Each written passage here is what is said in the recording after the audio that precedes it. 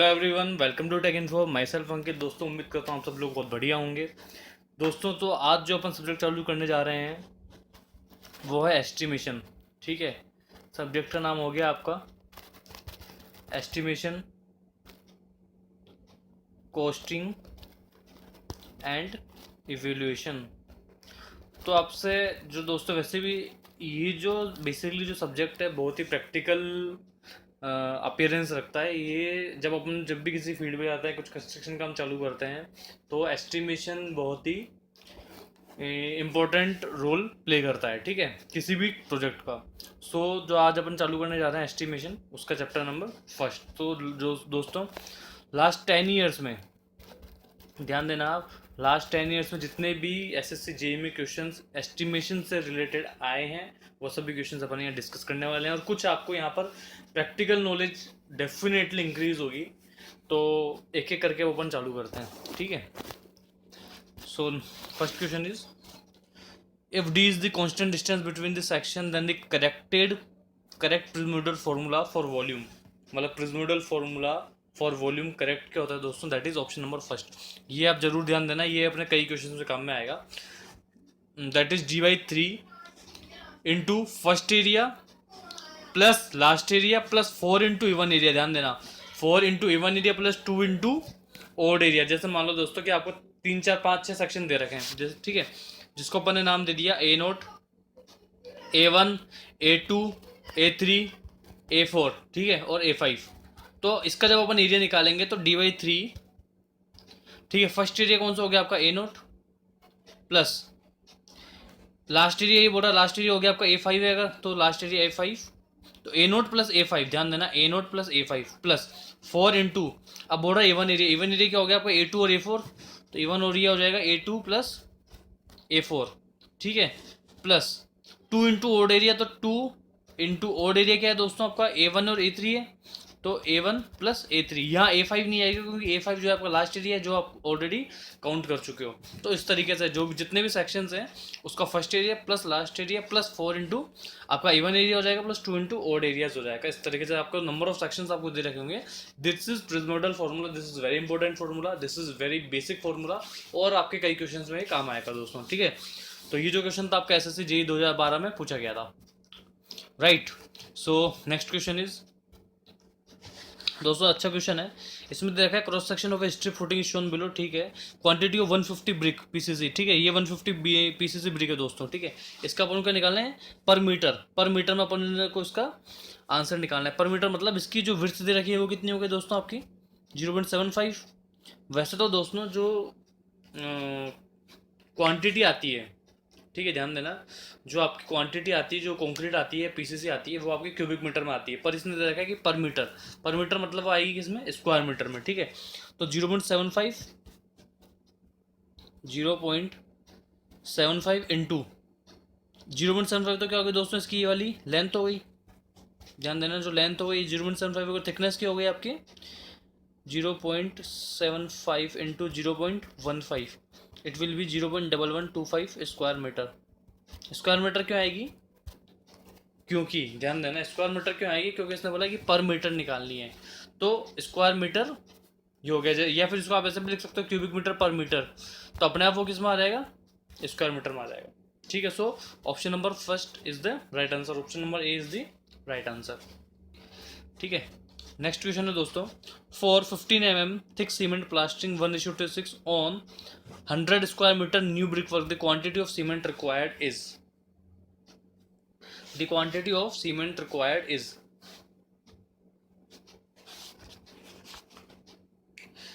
ठीक है दोस्तों, अब देखो ये बोल रहा है कि 15 mm थिक सीमेंट प्लास्टर है, 1:6 का रेशियो है, और 100 स्क्वायर मीटर है। 100 स्क्वायर मीटर को सबसे पहले तो आप कैसे बदलोगे क्यूबिक मीटर में, तो इट विल बी 100 इंटू 0.015। 0.015 क्यों किया, इस mm को अपन ने मीटर में कन्वर्ट किया। भाई ये एरिया हो गया आपका 100 स्क्वायर मीटर, इसको जब आप थिकनेस से मल्टीप्लाई करोगे इट विल बी वॉल्यूम, तो it will be 1.5 metre cube. ठीक है, ये हो गया आपका, ध्यान देना, ये जो आपका होगा वो हो गया इसका एरिया।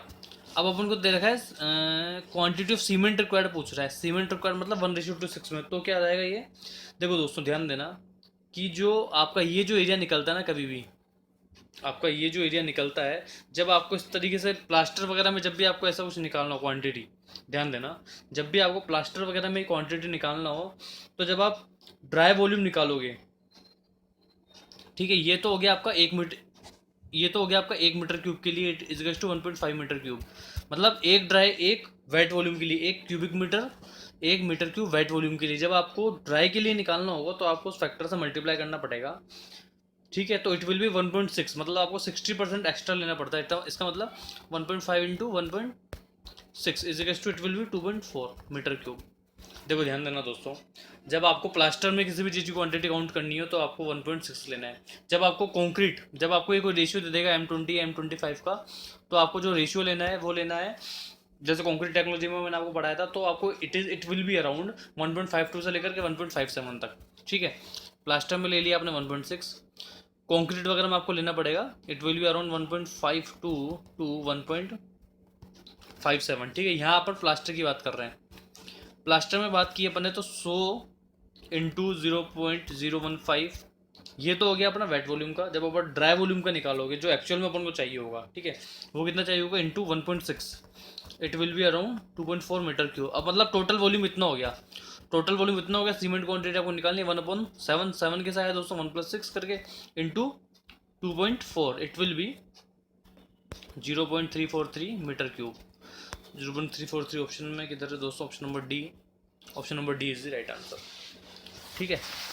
देखो दोस्तों ध्यान देना कि 1/7 इंटू 2.4 है, तो it will be 0.343 cubic metre, मतलब आपको कितनी सीमेंट चाहिए इस प्लास्टर में, 0.343 क्यूबिक मीटर सीमेंट आपको चाहिए, ठीक है। Next question, number of modular bricks required for 1 cubic metre of brick masonry are. दोस्तों ये तो शायद अपन ने कॉन्क्रीट टेक्नोलॉजी में डिस्कस किया था, it is 500, so answer is 500। दोस्तों आपको ब्रिक की साइज मैंने आपको उसमें भी बताई थी, शायद BMC में भी बताई थी या फिर कॉन्क्रीट टेक्नोलॉजी में भी किसी में बताया था कि ब्रिक की जो साइज होती है वो होता है 10 20 बाई 10 ठीक है। ब्रिक मैसनरी में जो नंबर ऑफ ब्रिक्स चाहिए, तो आप इसको 1 कर दो, तो 1/20/10/10 इज टू 500, ठीक है। इसको आप कैसे करोगे, इसको आप इस तरीके से लिखोगे 1/0.2 into 0.1 into 0.1, it will B 500। ये आप हमेशा ध्यान रखना, 500 आप सीधा याद रखो, क्योंकि ये क्वेश्चन बहुत नॉर्मल क्वेश्चन है, बहुत बेसिक क्वेश्चन है पर इंपॉर्टेंट है, कई बार पूछ लिया जाता है, ठीक है। तो 500 is the right answer, option number 4 is the right answer.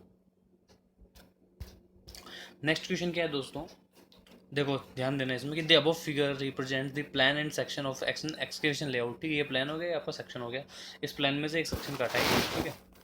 ये वाला जो सेक्शन दिखा रहा है, ये वाला सेक्शन काटा है। Volume of earthwork in excavation of foundation trench is, ठीक है दोस्तों, ये पूछ रहा है अब कि इसका जो वॉल्यूम ऑफ अर्थवर्क होगा इस फाउंडेशन ट्रेंच का वो कितना होगा, ठीक है। दोस्तों सबसे पहले तो अपन ऐसा कर लेते हैं, अपन ने सेंटर लाइन और centre line method, long wall short wall method से अपन इसको कर सकते हैं, ठीक है। सबसे पहले अपन करते हैं सेंटर लाइन मेथड, अपन ले लेते हैं।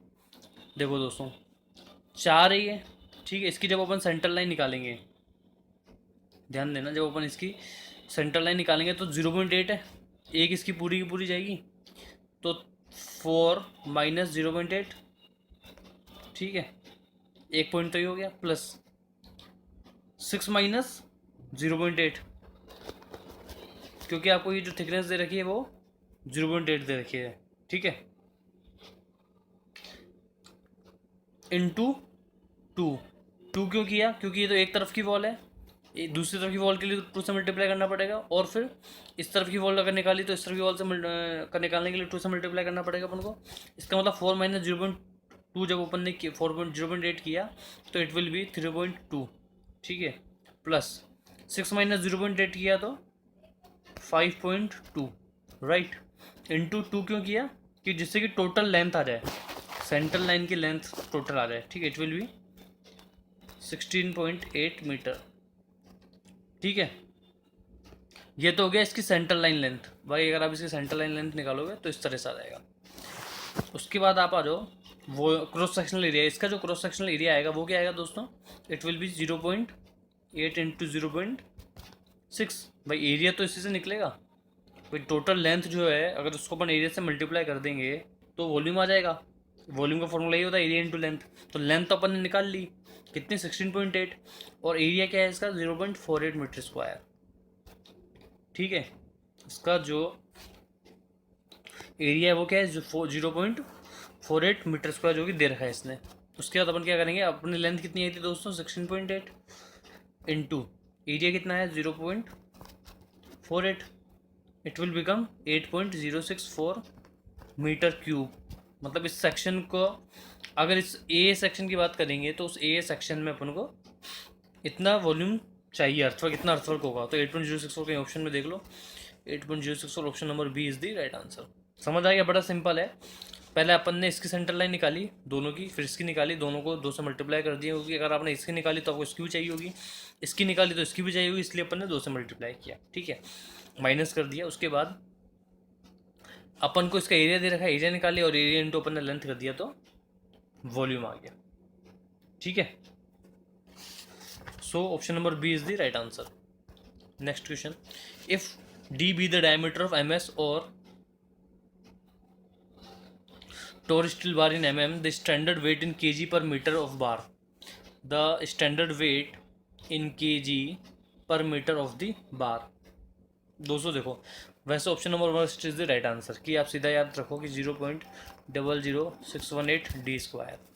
ठीक है, इसके 2 तरीके हैं, मैं आपको बताता हूँ। वैसे तो आप सीधा याद रखो कि 0.00618 डी स्क्वायर। एक और जो शॉर्ट ट्रिक होती है कि आपको अगर डायमीटर ऑफ बार दे रखा है, ध्यान से सुनो, अगर आपको डायमीटर ऑफ बार दे रखा है और तब आपको लेंथ निकालने की बात करें, तब आपको केजी निकालने की बात करें कि इसका 1 मीटर के लेंथ में इस डायमीटर बार का कितना वेट होगा, तो जो फॉर्मूला होता है वो होता है डी स्क्वायर अपॉन 162। ठीक है, ये फॉर्मूला भी शॉर्ट है, ये फॉर्मूला भी शॉर्ट है, आपको जो भी याद रहे आप दोनों में से कोई सा भी याद रखो। ठीक है, आप दोनों में से कोई सा फॉर्मूला याद रखो, डी स्क्वायर अपन 162 और 0.00618 डी स्क्वायर। ठीक है, दोनों एक ही बात है, अलग नहीं है। ये आया कैसे ये मैं आपको बता सकता हूँ दोस्तों कि डेंसिटी ऑफ स्टील आप हमेशा याद रखना, अपने कई क्वेश्चन में भी आगे काम आएगी। इट इज़ 7850 kg पर मीटर क्यूब। ठीक है, इट इज़ 7850 kg पर मीटर क्यूब। क्या है ये आपकी डेंसिटी हो गई। Diameter of bar upon D मान लेते हैं, ये डी एम एम है। ठीक है, क्रॉस सेक्शनल एरिया कैसे निकालेंगे दोस्तों अपन, it will be π/4 D square. अब डी एम एम था तो अपन ने उसको मीटर में कन्वर्ट किया, तो अब ये किस में हो जाएगा, मीटर स्क्वायर में एरिया हो जाएगा। देखो अपन ने बोला था डी एम एम है, तो डी अपन 1000 कर दिया तो मीटर में कन्वर्ट हो गया, उसका स्क्वायर कर दिया अपन ने, तो जो एरिया आएगा वो भी मीटर स्क्वायर में आ जाएगा। ठीक है, तो वेट कैसा आ जाएगा दोस्तों, अगर आप डेंसिटी को इससे मल्टीप्लाई कर दोगे, अगर आप डेंसिटी को एरिया से मल्टीप्लाई कर दोगे तो उसका वेट आ जाएगा। वेट कैसे में आ जाएगा, ये केजी पर मीटर क्यूब है, ये मीटर स्क्वायर में, तो 1 मीटर से 1 मीटर कट जाएगा, बचा क्या आपका केजी पर मीटर बचा। तो पर मीटर में कितना वेट होता है, जब आप इसको मल्टीप्लाई करोगे it will be 7850 into π/4 D square into 10⁻, देखो 1000 की पावर नीचे थी ऊपर जाएगी तो 10⁻⁻6 हो जाएगा, क्योंकि स्क्वायर में था वो, π/4 डी स्क्वायर था, तब आपने ऊपर गया तो -6 हो गया। जब आप इस पूरे को सॉल्व करोगे it will B 0.00618 D square. ठीक है, तो ये आपको थोड़ा बहुत ये भी आइडिया रहना चाहिए कि आइडिया कि ये आया कैसा का, इसको आप वैल्यू भूल जाओ तो आप सीधा खुद भी मल्टीप्लाई करके कर सकते हो। 750 kg पर मीटर क्यूब इसकी डेंसिटी होती है, उसको अपन ने π/4 डी स्क्वायर से अपन ने मल्टीप्लाई किया तो ये आया। ठीक है, 0.00618 डी स्क्वायर। और अगर आपको नॉर्मल याद रखना है तो आप सीधा सा ये याद रखो, डी स्क्वायर 162। जितने भी डायमीटर का सरिया अपन को दे रखा है, एम एस बार अपन को दे रखी है, आप उसका फॉर्म डी स्क्वायर कर दो डिवाइडेड बाय 162 कर दो, जिसमें डी आपका एम एम में होना चाहिए और जो वेट आएगा वो केजी में आएगा। ठीक है, so option number 1 is the right answer. Next question, most accurate method of estimation is based on, दोस्तों that is detailed estimate. Detailed estimate में अपन क्या हर एक जो जितना भी बड़ा प्रोजेक्ट है तो उस प्रोजेक्ट के हर एक कंपोनेंट में अपन डिवाइड कर लेते हैं, और हर एक कंपोनेंट में कितना किस किस आइटम का कितने कौन सा बिल्डिंग मटेरियल का कितना क्या कंजप्शन होना है, वो सभी कंजप्शन अपन देखते हैं और उसी के बेस पर फिर एक एस्टिमेशन तैयार किया जाता है। तो basically in detailed estimate a complete schedule of all the possible items which are likely to occur is prepared and prepared unit cost rates are applied to these items. Thus a detailed estimate provides an amount which is very near to the final amount of the structure। Structure. तो इसी वजह से जो आपका detailed estimate होता है वो सबसे एक्यूरेट होता है, मोस्ट एक्यूरेट होता है। एक हुआ building cost index estimate.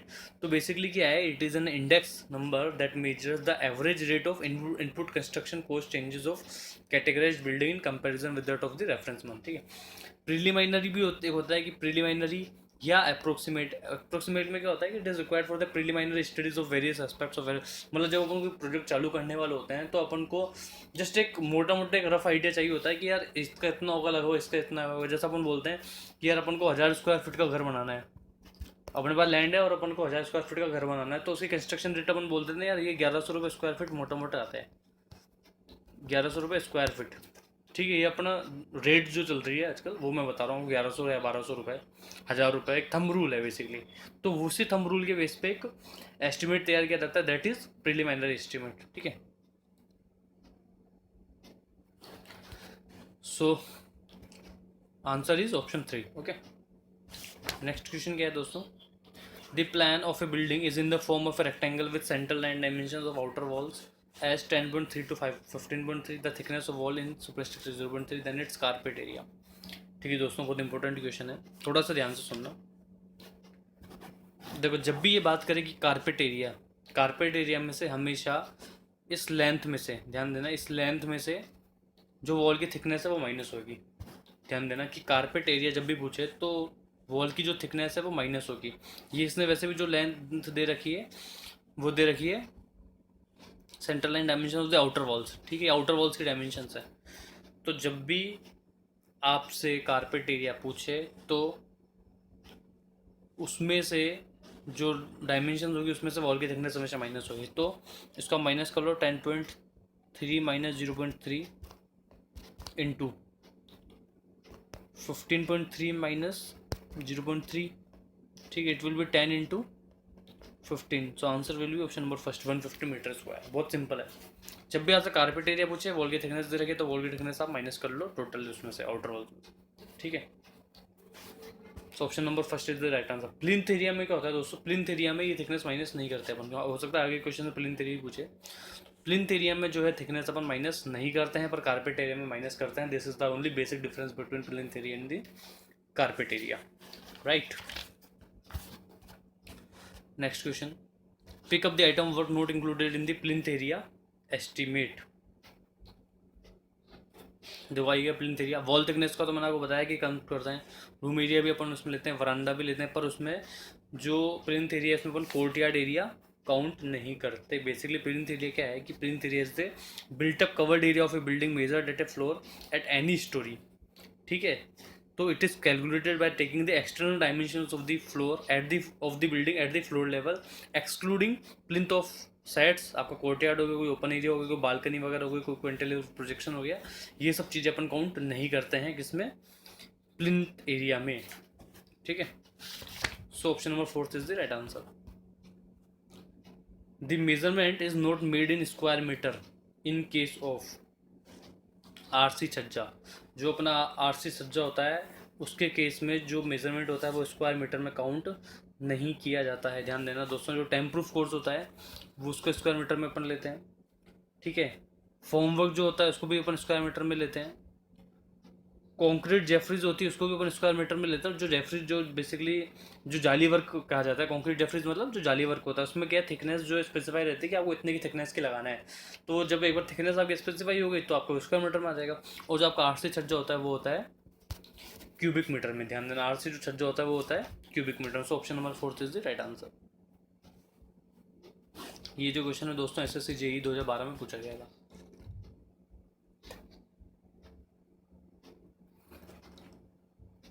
For 1 square meter single brick flat soiling, the number of bricks required is।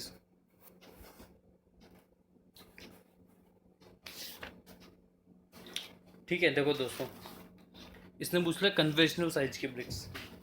Conventional size की ब्रिक्स अगर आपने वैसे बीएमसी में या कॉन्क्रीट टेक्नोलॉजी में देखे होंगे वीडियोस, तो उसमें मैंने आपको बताया था कि जो कन्वेंशनल साइज की ब्रिक्स होती है उसकी जो साइज होती है वो क्या होती है, 250 बाई 125 बाई 175 mm। ठीक है, आगे समझ में। अभी बोल रहा है number of bricks required in 1 metre square, मतलब 1 मीटर स्क्वायर में अपन को चाहिए। मीटर स्क्वायर चाहिए मतलब लेंथ हो गई, विड्थ हो गई। मीटर स्क्वायर चाहिए मतलब लेंथ हो गई आपकी, विड्थ हो गई, और ब्रिक फ्लैट सोलिंग में चाहिए। तो सोलिंग तो मतलब वही हो गया जो आपके एकदम जो नीचे बिछाते हैं, मैंने आपको बताया भी, तो फाउंडेशन से जो जस्ट नीचे बिछाते हैं, that is brick flat soling. जैसा अभी जो अपन ने एक फाउंडेशन वाला क्वेश्चन किया था जिसमें अपन ने 150 mm की थिकनेस स्पीसीज दी थी, उसका अगर आपने देखा होगा डायग्राम, उसके नीचे BFS लिखा हुआ था, 75 थिक BFS मतलब ब्रिक फ्लैट सोलिंग, ठीक है। तो इसमें क्या आ जाएगा, 1:1 आपका एरिया हो गया, डिवाइडेड बाय आपका ब्रिक के साइज क्या है, एक ब्रिक के साइज क्या है 0.25 इंटू 0.12, ठीक है। ध्यान देना अपन इसमें ये नहीं लेंगे क्योंकि ये ब्रिक फ्लैट साइज की बात कर रहा है, मीटर स्क्वायर की बात कर रहा है और ब्रिक फ्लैट की बात कर रहा है। इसका मतलब अपन सिर्फ इसमें लेंथ और विड्थ लेंगे, ठीक है। अगर ये एजेस की बात करता हूँ, एज सोलिंग करता तो अपन इसमें फिर लेंथ और ये लेते, पर अभी ये सिर्फ सोलिंग की बात कर रहा है, नॉर्मल ब्रिक फ्लैट सोलिंग की बात कर रहा है, इसलिए अपन लेंथ और विड्थ ले रहे हैं, ठीक है। तो इट विल बी 1/1 0.25 इंटू 0.125, ठीक है दोस्तों। तो जब आप इसको सोल्व करेंगे you will get the 32, option number 3। So option number 3 is the right answer. ध्यान देना, जब भी ब्रिक फ्लैट सोलिंग की बात कर रहे हो तो अपन लेंथ विड्थ ली है, अगर ये ब्रिक एज की बात करेगा तो अपन लेंथ और हाइट लेंगे, ठीक है।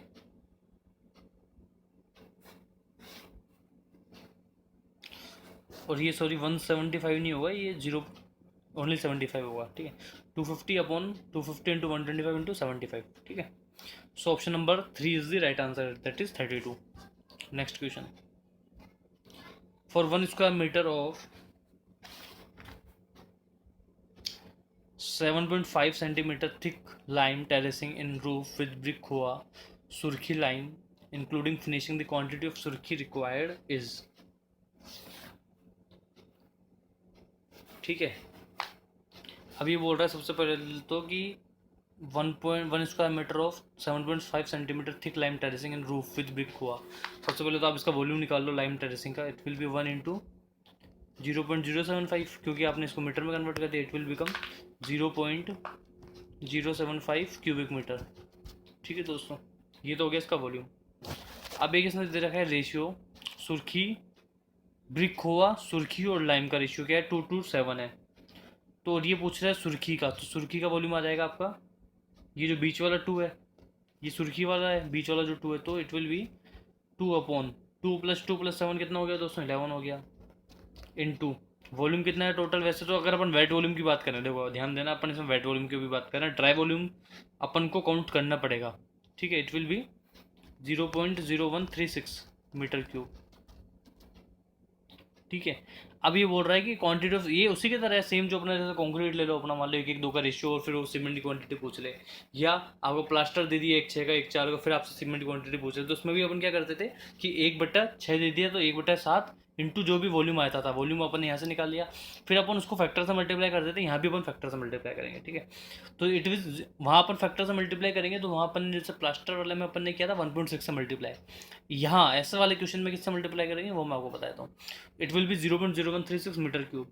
अब जब अपन इसको ड्राई वॉल्यूम निकालेंगे, ध्यान देना, जब अपन इसको ड्राई वॉल्यूम निकालेंगे तो it will be dry volume is 1/3 extra of the wet volume of सुर्खी रिक्वायर्ड। ध्यान रखना, ड्राई वॉल्यूम जब अपन निकालेंगे सुर्खी का तो वो 1/3 एक्स्ट्रा होता है वेट वॉल्यूम का। तो जो वेट वॉल्यूम आया आपका वो क्या आया 0.0136, ठीक है। तो इट विल बी 4/3। 4/3 क्यों किया, क्योंकि अपन को 1/3 एक्स्ट्रा चाहिए उसका, अपन को 1/3 जो है एक्स्ट्रा चाहिए। इसको आप अगर ऐसा नहीं समझ पा रहे तो इसको ऐसा समझ लो कि 0.0136 इंटू 1 तो है ही, प्लस 1/3 एक्स्ट्रा चाहिए, तो इट विल बी 4/3। तो आप उसको मुझसे मल्टीप्लाई कर दो 0.0136 से, जब आप इसको मल्टीप्लाई करोगे उससे तो आपका आंसर आ जाएगा option number C, it will be 0.019 cubic metre. It will be 0.019 cubic metre. तो option number 3 is the right answer. ध्यान आया, समझ में आया? अपन ने किससे मल्टीप्लाई किया? जस्ट एक वो फैक्टर्स आपको याद रखने, ये सब बेसिक है। वो फैक्टर्स आपको याद रखें कि इसमें अपन ने 1/3 लिया, उसमें अपन ने 1.6 लिया था प्लास्टर वाले में, कंक्रीट में अपन अराउंड 1.52 से लेकर के 1.57 के बीच की कोई वैल्यू लेंगे, जिससे कि वो सब फैक्टर्स आपको याद रहे। तो ये तो सब बेसिक है कि आपको कैसे निकालना है। आपने एक को 0.075 से मल्टीप्लाई किया, सुर्खी का वॉल्यूम पूछ रहा है, बीच वाले को सुर्खी ले लिया, 2/11 कर दिया इंटू जो भी वॉल्यूम आया, ठीक है। So next question is, in a straight line method, the annual depreciation of the property is, the annual depreciation of the property क्या होती है दोस्तों? It is original cost minus scrap value upon life in years, ठीक है। ध्यान देना, जो straight line method होता है उसमें जो एनुअल डेप्रिसिएशन अपन निकालते हैं, वैसे ही भी आप डेप्रिसिएशन निकालोगे तो आपकी जो ओरिजिनल कॉस्ट थी उसमें से आप स्क्रैप वैल्यू को आप माइनस कर दो, और अपन जो लाइफ है जिसकी कितने टाइम वो चली, तो आपका एनुअल डेप्रिसिएशन आ ही जाएगा।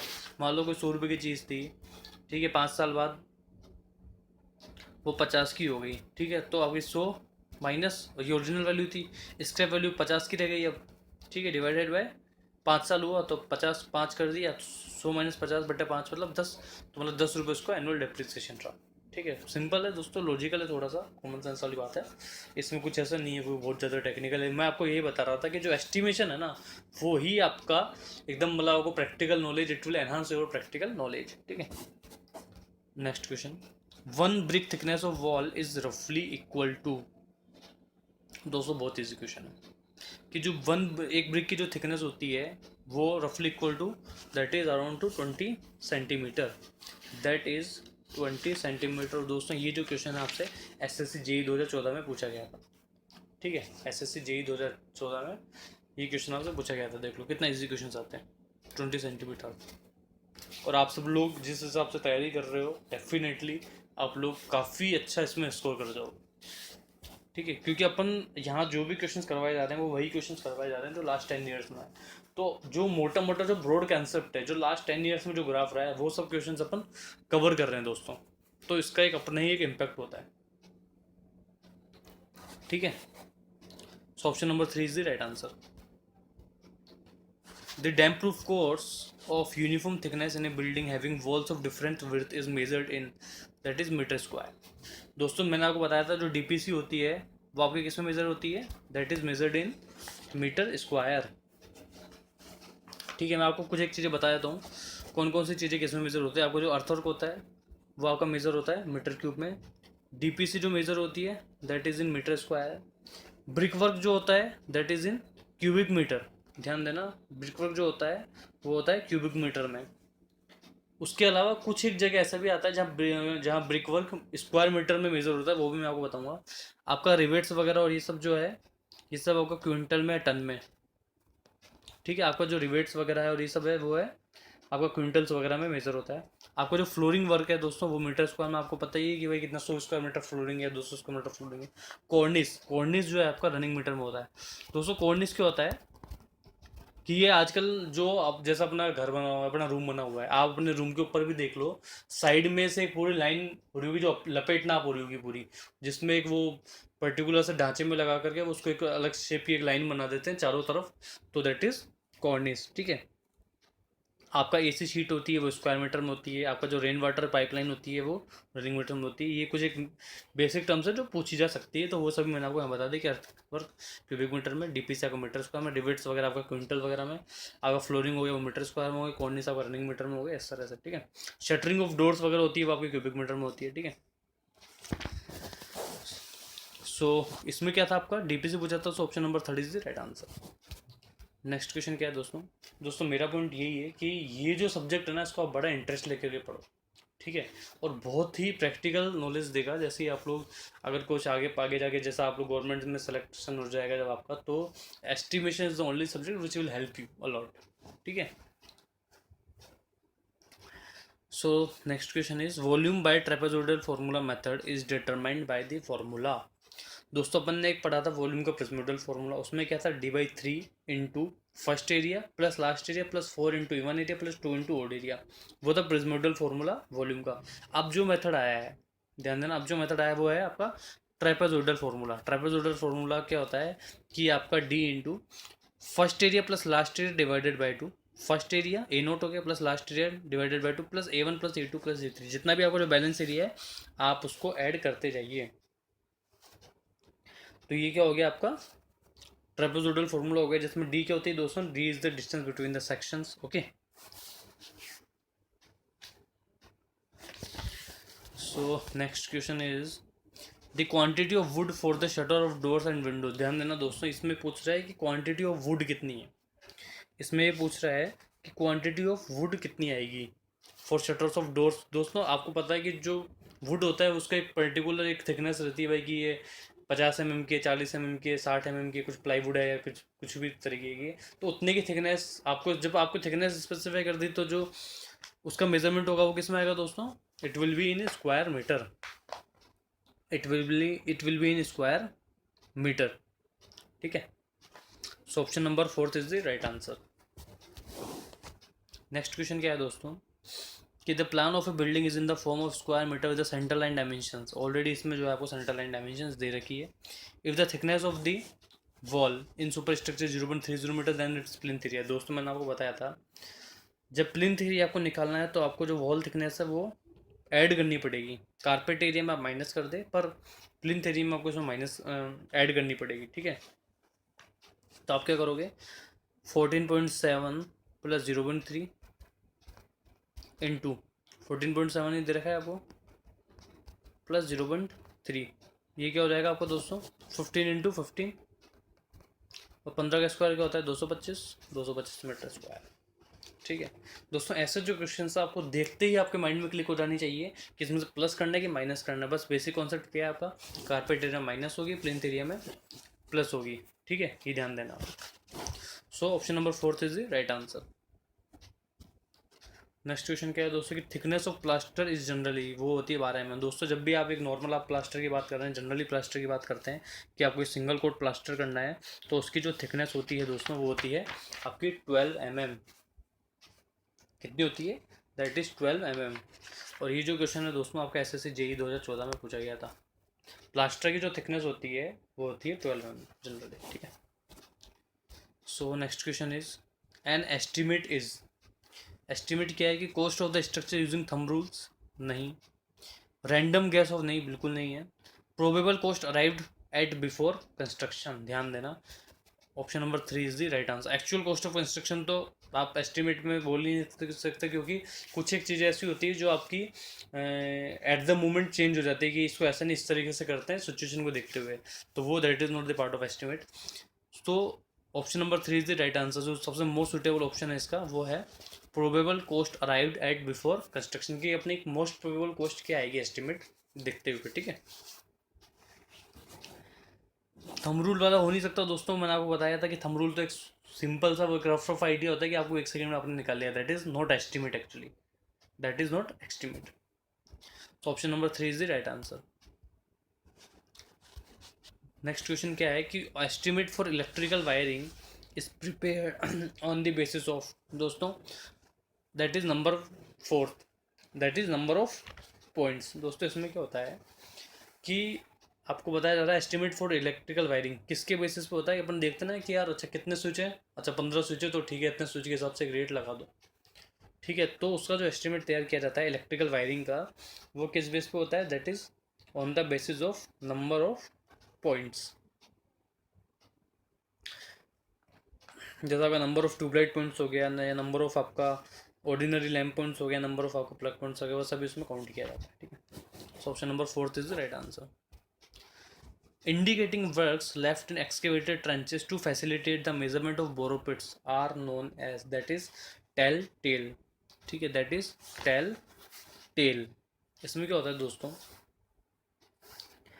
टेल में कि ये tail is an indicator, signal और साइन। ये एक इंडिकेटर होता है, साइन होता है, सिग्नल होता है, that conveys the status of a situation, mechanism और सिस्टम।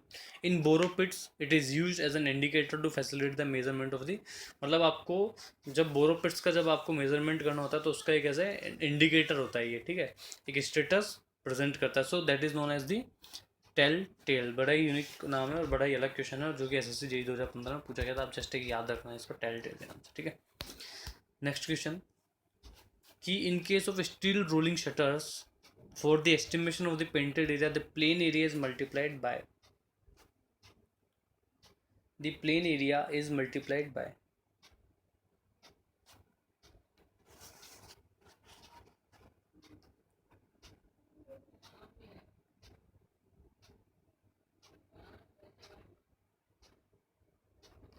ठीक है दोस्तों, देखो एक दो तीन चीज़ें मैं इसमें आपको बता देता हूँ, ठीक है। इसका जो आंसर है दैट इज़ 1.1, मतलब 10% अपन इंक्रीज कर देते हैं। जब अपन स्टील रोलिंग शटर्स की बात करते हैं, in case of steel rolling shutters, तो for the estimation of the painted area, तो प्लेन एरिया जो होता है वो किससे मल्टीप्लाई हो जाता है, दैट इज़ 1.1 से। अगर अपन बात करेंगे, ध्यान देना, अगर अपन बात करेंगे कोरुगेटेड स्टील शीट्स की, ठीक है, ये आ गई आपकी कोरुगेटेड एस्बेस्टस सीमेंट शीट्स, उसमें जो एरिया अपन इंक्रीज करेंगे वो करेंगे 20% का। ध्यान देना, कोरुगेटेड एस्बेस्टस सीमेंट शीट का अगर अपन एरिया इंक्रीज करेंगे तो अपन करेंगे 20%। अगर अपन semi corrugated asbestos cement sheet का एरिया इंक्रीज करेंगे तो वो करेंगे 10%। ये दोनों फैक्टर याद रखना कि अगर अपन सिर्फ कोरुगेटेड एस्बेस्टस सीमेंट शीट का एरिया इंक्रीज करेंगे दैट विल बी 20%, और सेमी कोरुगेटेड एस्बेस्टस हो गया तो उसका एरिया इंक्रीज करेंगे बाय द 10%, ठीक है। पेंटेड एरिया, जब अपन इन एरियाज का जो पेंट करते हैं, when painted area of these sheets of this corrugated sheet is to be estimated, तो प्लेन एरिया जो होता है ना, plain area of sheets, it should be increase by the following percentage, क्योंकि वो थोड़ा सा उसमें कुछ आप मान लीजिए कि उसमें एरिया बढ़ जाता है तो एक फिक्स फैक्टर बना रखे हैं, इस वजह से एरिया इंक्रीज किया जाता है पेंटिंग एरिया में, प्लेन एरिया होता है उसको, ठीक है। So option number 2 is the right answer.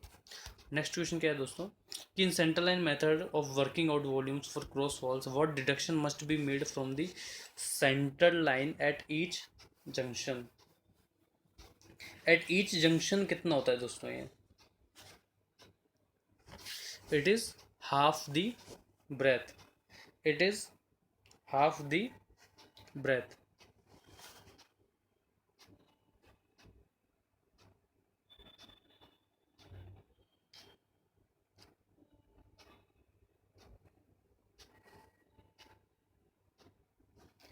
ठीक है, so it is half the breadth. दोस्तों जैसा मैं आपको एक एग्जांपल बताता हूँ कि मान लीजिए let the thickness of wall is 0.25, मतलब सॉरी 0.25 मीटर, ठीक है, या 250 mm मान लो, और जो हाइट ऑफ द वॉल है 4 metre respectively, from centre line method, ठीक है। टोटल एस्टिमेट कैसे कैलकुलेट होगा इसका, जब आप इसका एस्टिमेट कैलकुलेट करोगे टोटल, ठीक है, और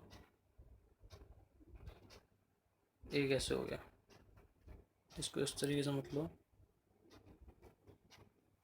इस तरीके से, ये जो आपकी वॉल की थिकनेस हो गई, ठीक है, ये आपकी वॉल की थिकनेस हो गई 250 mm। तो जब आप इसकी सेंटर लाइन मार्क करोगे तो वो कैसे करोगे,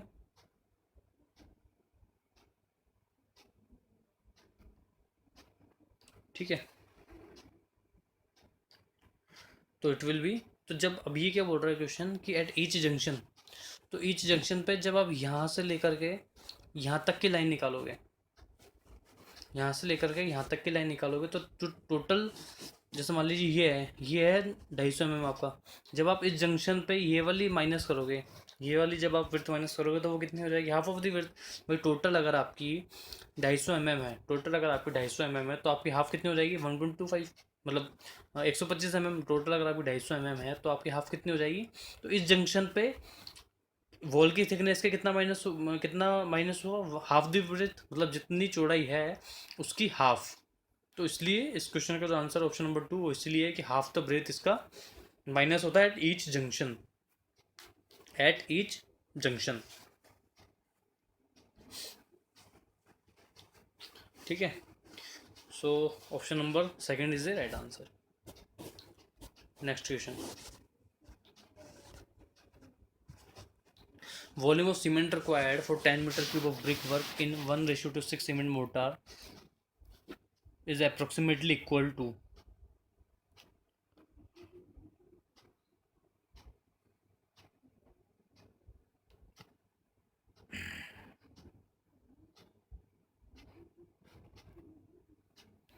ठीक है, the volume of cement required ये पूछ रहा है।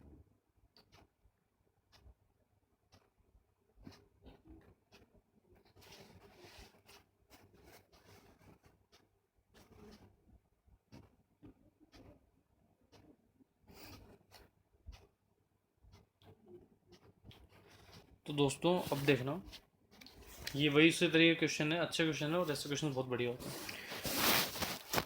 Volume of cement required for 10 metre cube of brick work ये पूछ रहा है in 1:6 cement mortar is approximately equal to.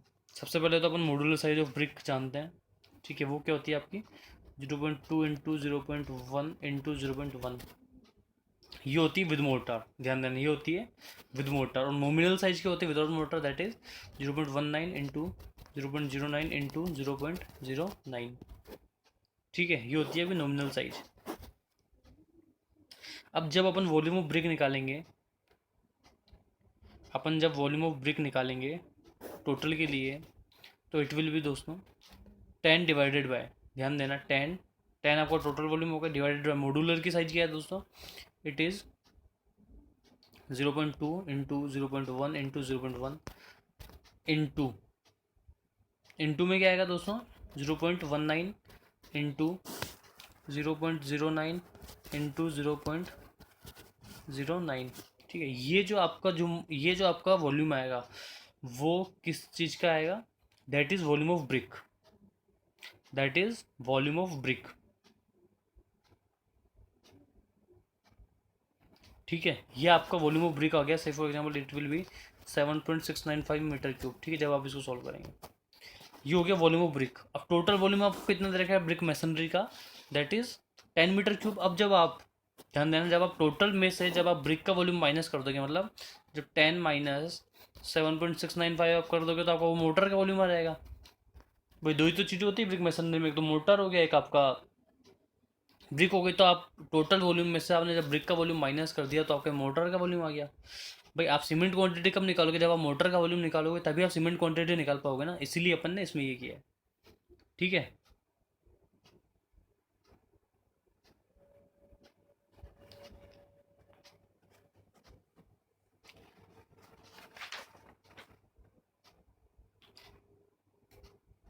Next ये आपका हो गया 2.305 आपका मोटर का वॉल्यूम हो गया।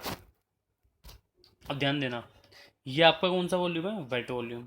जब आप इसमें अब आप क्या ऐड करोगे, इसमें आपका ड्राई वॉल्यूम का फैक्टर ऐड करोगे, दैट इज़ 30%। वो कितना है दोस्तों, दैट इज़ 30%, ठीक है। प्लास्टर वाले केस में जो ब्रिक वर्क जो आएगा उसमें, उस केस में कितना आएगा, ये 30% आ गया, ठीक है। तो जब आप इसको 1.3 इंटू कितना करोगे 2.305, भाई आपको जो मोटर का वॉल्यूम आएगा, जो आपका वेट का वॉल्यूम आया वो 2.305 आया।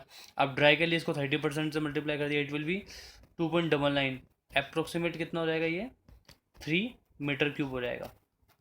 तो मतलब अब ध्यान देना, जो ड्राई वॉल्यूम का जो आया है मोटर का वॉल्यूम वो कितना है 3 मीटर क्यूब। अब वो ये क्या पूछ रहा है, सीमेंट की वैल्यू, सीमेंट की वैल्यू कैसे आएगी 1/1 + 6 into 3 = 3/7 metre cube. So option number first is the right answer. समझ आ गया। देखो सबसे पहले आपने 10 मीटर क्यूब ब्रिक मैसन थी, 10 मीटर क्यूब में सबसे पहले आपने ब्रिक का वॉल्यूम निकाला, उसको माइनस किया 10 में से, टोटल आपका आया 2.305 मोटर का वॉल्यूम। मोटर का वॉल्यूम वो किसका था, वेट वॉल्यूम, वेट मोटर था, ठीक है। जब आप 30% और ऐड करोगे तो वो ड्राई में हो जाएगा, ड्राई के लिए आपने फैक्टर से मल्टीप्लाई कर दिया, दैट इज 1.3। जब आपने 1.3 इंटू 2.305 किया तो कितना हो गया, अराउंड 3 मीटर क्यूब। तो जब आपको सीमेंट की क्वांटिटी पूछ रहे हो तो 1.7 इंटू 3, ठीक है। सो 3/7 is the right answer, option number first. Next question क्या है दोस्तों, कि the explosive for blasting is usually expressed in terms of. जो ब्लास्टर होता है आपका, जो एक्सप्लोजिव्स होता है वो किलोग्राम में ही काउंट किया जाता है, ठीक है। वो किस चीज़ में एक्सप्रेस किया जाता है, वो किलोग्राम में ही एक्सप्रेस किया जाता है, कि भाई कितना किलो वो इसमें एक्सप्लोजिव्स लगेगा या कितना क्विंटल लगेगा, अगर कोई ज़्यादा बड़ी आपको कुछ एक्सप्लोजन करना है तो, ठीक है। Next question, when ever color washing on asbestos cement corrugated sheet is done in the estimation the plane area of the sheet is increased by। दोस्तों मैंने आपको बताया था कि जब asbestos cement corrugated sheet की बात कर रहे हैं तो एरिया इंक्रीज होगा बाय 20%। जब एरिया जब बात कर रहे हैं एस्बेस्टस सीमेंट कोरुगेटेड शीट की, तो area will be increase by 20%। Next question, quantity of cement concrete damp proof course. Damp proof question पूछा the quantity of cement concrete damp proofing course. Damp proofing course का जो आएगा वो metre square ही आएगा, क्योंकि basically DPC जो होती है वो आपकी कब लगाई जाती है दोस्तों, जब आपका जैसे मान लो ब्रिक वर्क हो रहा है, जब ब्रिक वर्क आपका लगभग 1 मीटर हो गया, ठीक है, 1 मीटर जब हो गया उसके ऊपर, तो अपन एक डीपीसी लगा देते हैं, जिससे कि उसकी जो लोड है वो उस लोड को कैरी फॉरवर्ड कर दे नीचे की तरफ, ठीक है। तो इसलिए अपन डीपीसी यूज़ करते हैं, that is of DPC, that is of cement concrete, और उसका जो मेजरमेंट होता है वो मीटर स्क्वायर ही होता है। सॉरी अगर आपको कुछ उसमें गलती लगी हो। सो next question is, which of the following is the most correct estimate. दोस्तों मोस्ट करेक्ट एस्टिमेट कौन सा होता है, डिटेल्ड एस्टिमेट होता है, ये अपन डिस्कस कर चुके हैं कि जो डिटेल्ड एस्टिमेट होता है उसमें क्या होता है, जितने भी प्रोजेक्ट्स जितने भी कंपोनेंट है उसको हर एक कंपोनेंट को डिवाइड कर लिया जाता है, और हर एक कंपोनेंट में कितने कितने आइटम क्या क्या लगेगा। मान लो एक घर है बहुत बड़ा, मान लो 10 कमरों घर है, अपन ने उसको बांट लिया 3 स्टोरी में, 3 स्टोरी में फर्स्ट स्टोरी में मान लो या ग्राउंड फ्लोर में मान लो 3 कमरे हैं, ठीक है, तो 3 कमरों में से एक फ्लोर का इतना ब्रिक लगेगा, इतना साइज है, इतना सीमेंट लगेगा, इतना कंक्रीट है, इतना स्टील, इतना सैंड, इतना एग्रीगेट, ये सब लगेगा। तो वो सब चीज़ जो कंपोनेंट वाइज अपन निकाल लेते हैं, डिटेल एस्टिमेट निकालते हैं, वो मोस्ट एक्यूरेट होता है, ठीक है। नेक्स्ट क्वेश्चन क्या है दोस्तों, the plan of a building is in the form of A rectangle with center line dimension of outer walls as 14.7 into 9.7 meter, thickness of wall in superstructure 0.3, what is the floor area of the building। अभी पूछ रहा है क्या, floor area of the building,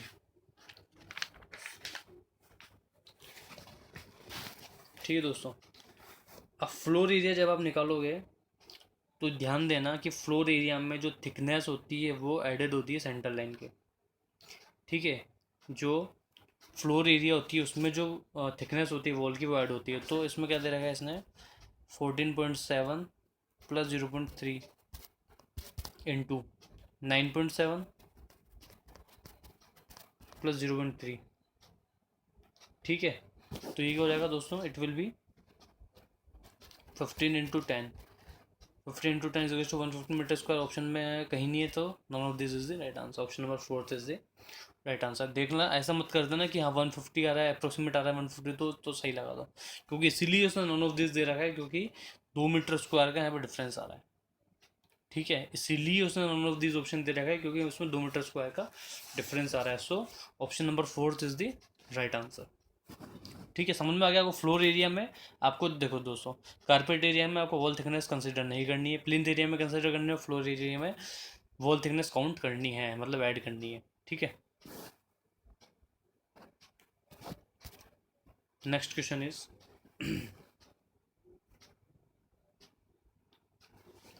if the bearing is not specified for the lintel, the estimation it is usually taken as। अगर bearing नहीं दे रखी है आपको लिंटेल के लिए, स्पेसिफाइड नहीं है, तो जो एस्टिमेशन है वो क्या होता है, देन मतलब वो किस तरीके से फिर अपन कंसिडर करते हैं, that is thickness of lintel subjected to minimum value of 12 centimetre की, 12 सेंटीमीटर तक मिनिमम वैल्यू ले ली जाती है लिंटेल की थिकनेस की, ठीक है, that is 12 centimetre.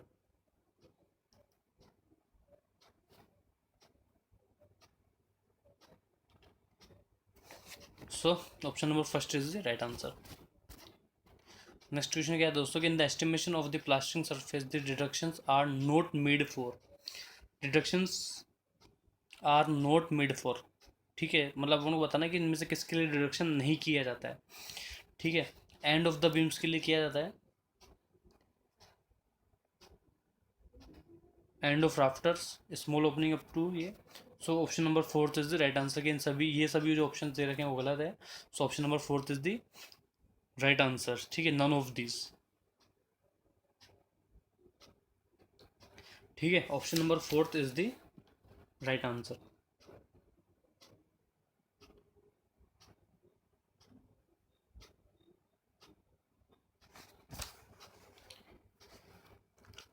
Next question, the approximate volume of cement required to prepare 100 cubic meter of 1 to 4 cement concrete is, ठीक है दोस्तों। इसने सीमेंट का वॉल्यूम पूछा है, बहुत इजी है, जैसा अपन अभी तक करते आ रहे हैं। मैंने आपको बताया था कि जब कंक्रीट की अपन बात करेंगे तो उसमें जो अपन फैक्टर लेंगे वो क्या लेंगे 1.52 से 1.7 के बीच में, ठीक है। यहाँ अपन 1.52 ले लेंगे। अपन को बस यही करना है, फैक्टर के अपन को रखना है। सीधा सीधा साहब निकालो बस सीधा। एक ये आपको एक स्टेप में क्वेश्चन हो रहा है कैसे कि सीमेंट की बात कर रहा है तो 1/4, 2, 6 and 7 इंटू 100 मीटर क्यूब दे रखा है इंटू 100। ड्राई फैक्टर कितना ले लिया अपन ने 1.52 लिया, ठीक है। It will B 1.52। सीधा आंसर आ जाएगा। कितना आंसर आया? इट इज अराउंड 21.71, जिसको आप अप्रोक्सीमेट 21 क्यूबिक मीटर लिख सकते हो। सो option number 4 is the right answer, ठीक है।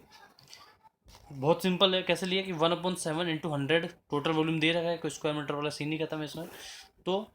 और 1.52 मैंने कहा ही था कि आपको फैक्टर काउंट करना पड़ेगा कंक्रीट में 1.52 से लेकर के 1.57 तक, ठीक है। तो 1.52 जब आपने काउंट किया so answer is 21 metre cube, ठीक है।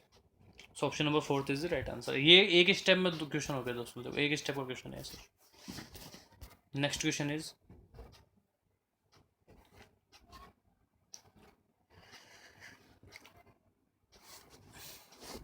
whenever the whitewashing or distempering is done on the corrugated iron sheet, the estimation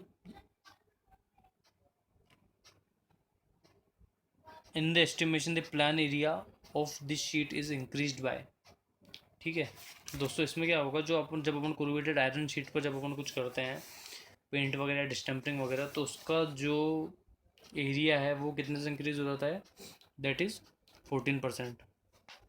दोस्तों ध्यान देना, जब भी ऑप्शन में अपन को देखो फर्स्ट प्रायोरिटी आपको क्या देनी है कि इट विल बी 14%। अगर ऑप्शन में 14% नहीं दे रखा तो फिर आपको 10% करना पड़ेगा स्टील के केस में। मैं आपको बताया तो मैंने आपको बताया था कि स्टील के केस में वैसे 10% बताया था मैंने आपको, क्योंकि वहाँ जो ऑप्शंस थे उसमें था ही क्या, एक तो था 0.75, एक था 1.25, तो मैंने आपको 1.1 बताया था, ठीक है। इस क्वेश्चन में आप ध्यान देना, थोड़ा सा कॉन्ट्राडिक्ट करेगी चीज़ें क्योंकि ये ऑप्शंस के अकॉर्डिंग रहता है भाई। आपके ऑप्शंस में नियरेस्ट ऑप्शन क्या है वो ऑप्शन से आपको काउंट करना पड़ेगा। वैसे 14% होता है, इसमें दे रखा है क्लियर कट, तो 14% हो गया। सीमी कोरुगेटेड एस्बेस्टस के केस में 20% और सेमी कोरुगेटेड एस्बेस्टस के बीच में 10% रहता है, ठीक है।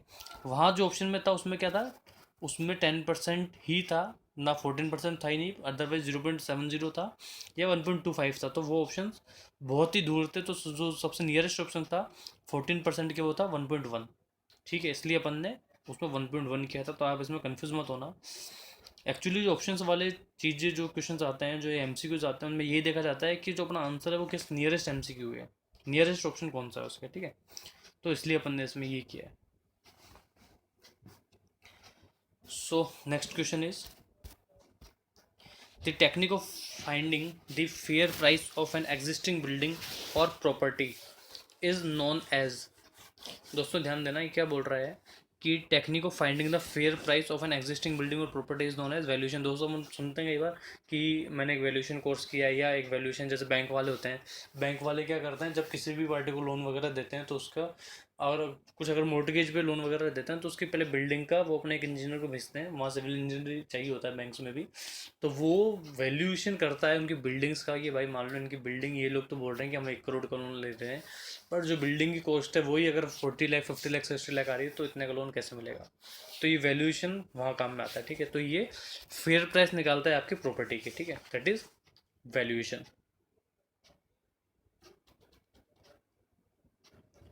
तो बेसिकली वैल्यूएशन क्या है कि valuation is the technique of finding the present value of an existing building और an asset. It is needed for investment analysis या रेंट फिक्सेशन एटसेट्रा, ठीक है, जो कि बताया मैंने आपको।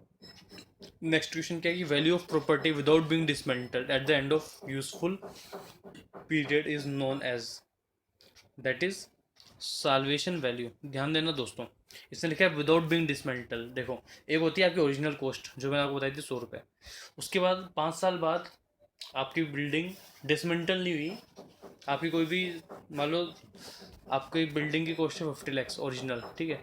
उसके बाद आपकी जो बिल्डिंग है वो डिसमेंटल नहीं हुई, पर 10 साल बाद उसमें कोई डेप्रिसिएशन आ रहा है, कुछ मेंटेनेंस वगैरह जो भी आ रहा है, ठीक है। 10 साल बाद जब आप उसकी कॉस्ट देखोगे, ठीक है, जबकि इतनी यूज़फुल नहीं रहेगी वो बिल्डिंग, ऑब्वियसली जब 10 साल में उसमें कुछ ना कुछ डेप्रिसिएशन तो आएगा ही आएगा, तो उसकी वैल्यू 50 लाख से रह गई, 50 लाख से अगर वैल्यू रह गई इसकी, मान लीजिए 40 लाख रह गई, ठीक है। तो 10 लाख का डेप्रिसिएशन आया 10 साल में, तो ये बिल्डिंग को भी डिसमेंटल नहीं किया है बंदे, ठीक है, बिल्डिंग को भी अपन ने डिसमेंटल नहीं किया है, तो बिना डिसमेंटल किए, विदाउट बीइंग डिसमेंटल्ड, उसको कहा जाता है साल्वेशन वैल्यू। पर मान लो आपका कोई घर था 10 लाख का, ठीक है, उसकी अभी आपकी जो साल्वेशन वैल्यू है, अगर मान लो आपने अगर 5 साल बाद देखा, तो वो घर रह गया आपका मात्र 1 लाख का। ध्यान देना, 10 लाख का घर था, 1 लाख का घर रह गया 10 साल बाद में। ठीक है, तो जब आप इसको डिसमेंटल करोगे, तो जो डिसमेंटल की बाद जो उसकी कॉस्ट आएगी, ध्यान देना, डिसमेंटल के बाद जो कॉस्ट आएगी, मतलब डिसमेंटल की हुई आइटम की, वो आपकी क्या कहलाएगी, स्क्रैप वैल्यू, क्योंकि वो एक स्क्रैप बन जाएगा। तो क्वेश्चन में लिखा है विदाउट बीइंग डिसमेंटल्ड, इसलिए अपन ने साल्वेशन वैल्यू किया है। ठीक है, और अगर अपन डिसमेंटल लिख देंगे इसको, तो वो क्या कहलाएगा, स्क्रैप वैल्यू क्या कहलाएगी, क्योंकि वो स्क्रैप हो जाएगा अपने आप में। वो आप इस कॉन्सेप्ट को समझना, साल्वेशन वैल्यू कब हुई, जब बिना डिसमेंटल किया, और जब अपन ने डिसमेंटल कर दिया तो वो क्या कहलाएगी, स्क्रैप वैल्यू कहलाएगी। ठीक है, so option number 2 is the right answer. Next question क्या है कि if the formation level of A highway has a uniform gradient for a particular length and the ground is also having longitudinal slope, तो earthwork में भी calculated by, दोस्तों बताया था मैंने आपको, ट्रेपेजोइडल अपन डिस्कस कर चुके, पिरामिडल कर चुके, सो option number 4 is the right answer. Mid section formula भी एक फार्मूला होता है वॉल्यूम या मतलब अर्थवर्क का वॉल्यूम कैलकुलेट करने का, सो option number 4 is the right answer.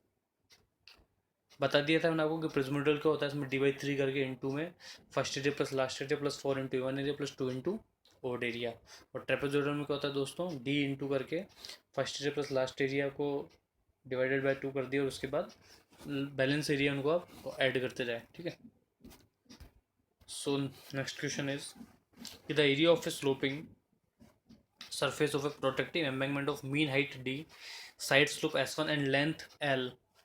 जब आप ऐसा एरिया इसका जब स्लोपिंग सरफेस निकालोगे, तो उसके फॉर्मूला क्या होता है दोस्तों, सिंपल है, L into D into one plus S square, area of sloping surface. ठीक है, that will be L into D into one plus S square under root में।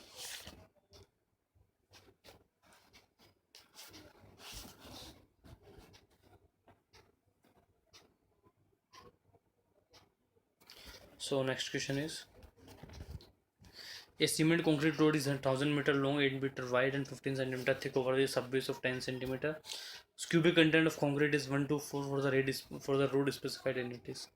ठीक है, इसमें क्या पूछ रहा है ये, इसमें बेसिकली क्वांटिटी पूछ रहा है। ठीक है, तो ये तो सिंपल है, ये तो बहुत इजीली निकल जाएगा। आपको रोड की लेंथ दे रखी है, चौड़ाई दे रखी है और थिकनेस दे रखी है, आप इसको मल्टीप्लाई कर दो। इसमें क्या है, 1000 इंटू मीटर में 8 मीटर इंटू, इसको भी आप मीटर में कन्वर्ट कर लो, it will be 0.15, it will be 0.15। तो जब आप इसमें क्यूबिक कंटेंट ऑफ कंक्रीट देखोगे, क्यूबिक कंटेंट पूछ रहा है ये कंक्रीट का, तो कंक्रीट 1000 इंटू 8 इंटू 0.15, ये तो आप लोग ही नहीं, क्योंकि सब बेस है 10 सेंटीमीटर ग्रेवल्स है, तो ये आप जब इसको करोगे तो it will be 1200 metre cube. So option number 4 is the right answer. ठीक है, next question, cross sectional area of an embankment of a canal fully in embankment, refer the figure below is. ठीक है दोस्तों, देखो दोस्तों, इसमें क्या दे रखा है आपको, H1 और H2 दे रखा है। ठीक है, S/1 उसका साइड स्लोप दे रखा है, B1 और B2 आपकी इसमें विड्थ दे रखी है। ठीक है, इसी को अपन फॉलो करते हैं फ्रॉम फिगर। ठीक है, इसमें अगर अपन इसकी बात करें B2 की, ठीक है, B2 की अगर अपन बात करते हैं कि इसको अपन B2 लिख देते हैं, जो कि यहाँ से यहाँ तक की कहलाएगी, और इसको अपन B1 लिख देते हैं, जो कि यहाँ से यहाँ तक, यहाँ से यहाँ तक का कहलाएगा, और ये जो B2 है यहाँ से यहाँ तक का कहलाएगा। ठीक है, एग्रीड। तो B2 को अपन कैसे लिख सकते हैं दोस्तों, B1 प्लस 2 इंटू SH1। भाई इसकी जो, देखो दोस्तों, अपन को यहाँ से यहाँ तक की हाइट विड्थ निकालनी है, तो इसमें क्या आएगा कि यहाँ से यहाँ तक की विड्थ निकालने के लिए, यहाँ से यहाँ तक तो B2 हो गया, प्लस आपको ये वाली विड्थ निकालनी है, तो इसको कैसे आप करोगे, स्लोप इंटू हाइट कर देते हो आप, इसमें भी स्लोप इंटू हाइट कर दोगे तो 2 हो गया। तो 2 H जो आपका H1 दे रखा है, H2 दे रखा है, बेसिकली क्या है इसमें, H1 इजिकल्स टू H2 है, इजिकल्स टू H मान लेते हैं अपन। तो B2 आप कैसे निकालोगे, B2 आपका कैसे हो जाएगा, मतलब B1 आप जब निकालोगे तो B1 कैसे हो जाएगा आपका, B1 प्लस 2SH। ऐसे जब आप B2 निकालोगे तो वो भी कैसे हो जाएगा, सिर्फ B2 चेंज होगा प्लस 2SH तो सेम है क्योंकि आपकी हाइट सेम है और आपका स्लोप सेम है, S/2 1 S/2 1 है। टोटल क्रॉस सेक्शनल एरिया क्या हो जाएगा दोस्तों इसका, A1 प्लस A2 हो जाएगा। ठीक है, A1 प्लस A2 हो जाएगा। तो A1 को कैसे आप निकालोगे, 1/2 इंटू H, हाइट आपकी सेम है, into B1 plus B1। B1 कौन सा हो जाएगा ना दोस्तों, ये वाला B1 प्लस ये वाला B1, ठीक है, plus B1 plus H/2 B2 plus B2। ठीक है, इसके बाद आप क्या करोगे दोस्तों, इस B1 की वैल्यू क्या आई थी, B1 की वैल्यू क्या आई थी आपके पास कि H/2 B1 स्मॉल वाला प्लस उस B1 की वैल्यू क्या थी, B1 प्लस 2SH, ठीक है, प्लस H/2 B2 प्लस इस B2 की वैल्यू क्या आई थी आपके पास, B2 प्लस 2SH। ठीक है दोस्तों, जब आप इसको सॉल्व करोगे H/2 आपका कॉमन आ जाएगा और वो 2SH से ही कॉमन लेकर ही कट जाएगा आपका। तो जब आप इसको सॉल्व करोगे पूरे को तो ये आएगा, it will B H=B1 plus B2 plus का 2SH²। ठीक है, तो ऑप्शन में ये किधर है दोस्तों, B1 plus B2 plus 2SH²। Option number 3 is the right answer. आपने कुछ भी नहीं किया, आपने बस ये वाली जो विड्थ है, ये वाली जो विड्थ है वो निकाली। विड्थ कैसे निकाली वाली, इसके लिए आपने B1 किया, B1 प्लस 2 इंटू SH किया जो कि हाइट सेम है, और ये वाली जो आपकी यहाँ से यहाँ तक की जो विड्थ है, ठीक है, वो आपने इससे निकाल ली स्लोप से। ठीक है, so option number 3 is the right answer. ये जो क्वेश्चन था दोस्तों आपसे SSC JEE 2017 में पूछा गया था। नेक्स्ट क्वेश्चन क्या है कि the following item of earth work is not measured separately. कौन सा आइटम है जो कि सेपरेटली मेजर नहीं किया जाता है। ठीक है, सेटिंग ऑफ आउटवर्क्स, ठीक है, ये भी नहीं किया जाता। साइट क्लियरेंस, ये भी सेपरेटली मेजर नहीं होता है। डेडमैन, ये भी सेपरेटली मेजर नहीं होता। सो option number 4 is the right answer, और ऑप्शन सब द करेक्ट जो कि SSC JEE 2017 में पूछा गया था। सो option number D is the right answer. Option number D is the right answer. दोस्तों कई काम है अर्थवर्क में जो कि सेपरेटली मेजर नहीं होते। जैसे आपका एक हो गया, तो मैं आपको बता रहा हूँ, जैसे आपका हो गया एक तो रिमूवल ऑफ स्लिप्स वगैरह हो गया, या रिमूवल ऑफ फॉल्स जो होते हैं आपका। बॉइलिंग आउट वाटर होता है जो कि आपसे बॉइलिंग, और एक आपका सेटिंग आउट वर्क होता है कि आपको जो बेसिकली जो सर्वे का काम होता है कि आपको भाई कहाँ से कहाँ तक का अर्थवर्क करना है। से फॉर एग्जांपल आपको बताया जाता है कि ग्राउंड लेवल से आपको 3 मीटर नीचे जाना है, 2 मीटर नीचे जाना है, इतने से इतने कोऑर्डिनेट में अपन टोटल स्टेशन लगाते हैं, तो वो सेटिंग आउट वर्क हो गया आपका। आपके प्रोफाइल्स वाला हो गया, कोई साइट क्लियरेंस का काम होगा, ये सब जो वर्क हैं ये आपके अर्थ वर्क में सेपरेटली मेजर नहीं होते। These are the part of earth work. ठीक है, नेक्स्ट क्वेश्चन क्या है कि while estimating a reinforced cement structure the omitted cover of concrete is assumed। the omitted cover of concrete is assumed। ध्यान देना कि at the end of reinforcing bar not less than 25 mm or 2 of the diameter of the bar, right। in thin slabs 12 mm minimum और diameter of bar whichever is more, right। ये cover की बात कर रहे हैं दोस्तों। for reinforcing longitudinal bar in a beam of 25 mm minimum or diameter of the largest bar, right। so all options are the correct। so option number D is the right answer. Option number D is the right answer. ठीक है दोस्तों, ये वाला जो question था SSC JEE 2017 में पूछा भी गया था। अब बोल रहा है कि 400 square metre cement concrete 1 to 4 centimetre thick floor the quantity of cement required. ध्यान देना दोस्तों, ये बोल रहा है कि क्वांटिटी ऑफ सीमेंट बताओ आप। सबसे पहले तो upon volume of cement concrete निकाल लेंगे। ठीक है, सीमेंट कॉन्क्रीट वॉल्यूम कैसे निकालेंगे, 100 इंटू 0.04 कर देंगे, सेंटीमीटर को अपन मीटर में कन्वर्ट कर दें, it will be 4 metre cube. अब ये पूछ रहा है 1 to 4 का रेशियो है, तो सीधा सा आपको तो एक लाइन में कर देना है। अब आप इसको एक लाइन में कैसे करोगे दोस्तों कि आप इसमें जो फैक्टर लोगे वो क्या लोगे, 1.52 या 1.54 1.55। ठीक है, तो 1/4 into 2 into 6 7 plus 4 plus 2 plus 1 7 1/7 into 4 cubic metre आपका उसका एरिया आ गया था। 4 क्यूबिक मीटर आपका उसका एरिया आ गया था, वो लिख दिया। अब आपको इसमें फैक्टर लेना है, या तो 1.52 ले लो 1.54 ले लो। आपने ले लिया 1.54। ठीक है, 1.54 लिया, जब आप इसको सॉल्व करोगे it will be around 0.88 0.88 metre cube, जो कि किसके नियर है 0.90 के। तो option number first is the right answer.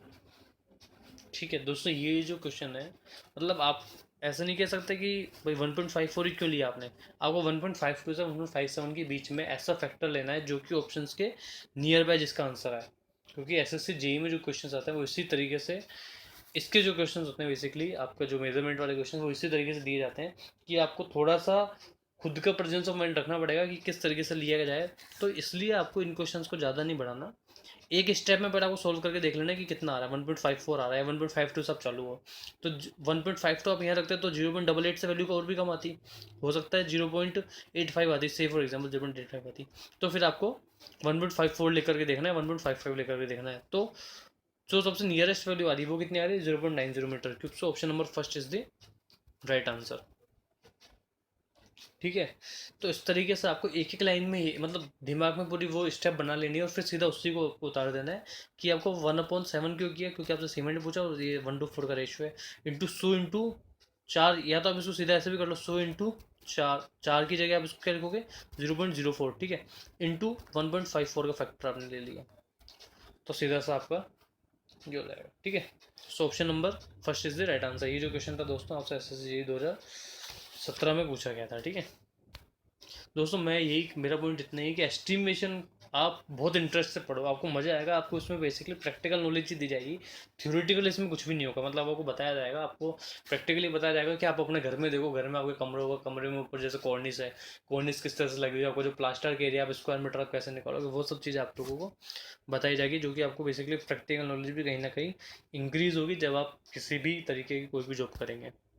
सो दोस्तों, thank you so much for watching our video. आप इस वीडियो को ज़्यादा से ज़्यादा शेयर करें, चैनल को सब्सक्राइब करें, वीडियो को लाइक करें, और आप किसी भी तरीके का कोई भी कमेंट हो, अगर आपको अच्छा लग रहा है तो आप प्लीज़ अच्छा करें, अच्छा बोले कमेंट में, और अगर आपको कुछ कमी नज़र आ रही है तो आप प्लीज़ वो भी एक सजेशन के तौर पर आप दे सकते हैं।